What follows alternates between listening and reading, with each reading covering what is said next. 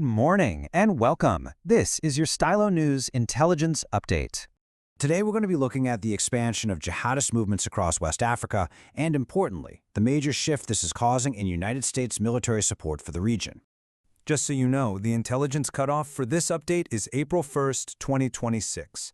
And this update is brought to you by ProWave AI. They're the developers of the AI-powered intelligence platform Stylo Intel Ops and, of course, Stylo News, which is the commercial version you can find on the web and in your app store. All right, so over the next few minutes, we're going to analyze the key patterns of events really impacting West Africa right now. We'll kick things off with a strategic overview. Then we'll dive into the escalating jihadist activity and the big shift we're seeing in U.S. policy. From there, we'll outline the perspectives of the key players in the region before we wrap up with what you should be watching for in the weeks ahead. So, let's start with the big picture, the strategic context here. To put it plainly, the security situation across the Sahel is, well, it's deteriorating. Okay, if you look at the map here, you can really see the vast expanse of the Sahel. Our focus for this briefing is going to be on a really critical corridor of instability. You can see it stretching across Mali, Niger, and right into Nigeria. This is where the most recent events have really been concentrated. And, the data on this it's pretty unambiguous. The latest Global Terrorism Index tells us the Sahel isn't just a hotspot anymore. It is now the global epicenter of terrorism. In fact, it accounts for nearly half of all terror-related deaths worldwide. That's more than regions we often think of, like the Middle East and South Asia. What's really striking is just how fast this crisis has escalated. It's staggering. Get this. Since 2019, fatalities from terrorist attacks in the Sahel have jumped tenfold, a tenfold increase. That really paints a picture of a rapid and widespread collapse in regional security. All right, so let's zoom in a bit. Who are the specific groups driving this violence, and what have they been up to recently? Well, a few key networks are really responsible for most of this. You've got the Al-Qaeda affiliate known as JNIM, then there's the Islamic State West Africa Province, or ISWAP. We're also seeing remnants of Boko Haram, and increasingly these sort of hybrid bandit jihadist groups that are blending organized crime with their extremist ideology. And some recent events really highlight their shocking operational capacity. For example, between March 5th and 9th, ISWAP launched a whole series of coordinated raids on 4 different military bases in Nigeria's Borno state.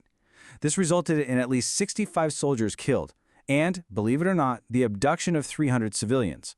Then, just a few weeks later, on March 24th, another ambush in Kebbi State killed 10 more security personnel. So, as you can imagine, this escalating threat has triggered a pretty notable policy shift from the United States. In response, Washington's entire approach has really shifted. It's moved away from a stance that was defined by sanctions and, conditions based on democracy to one of pragmatic cooperation. The reality is, the sheer scale of the threat is now overriding a lot of other policy concerns. It's forcing direct engagement with these military-led governments simply to get key intelligence operations back up and running. And the most concrete example of this change? It's the new deployment in Nigeria.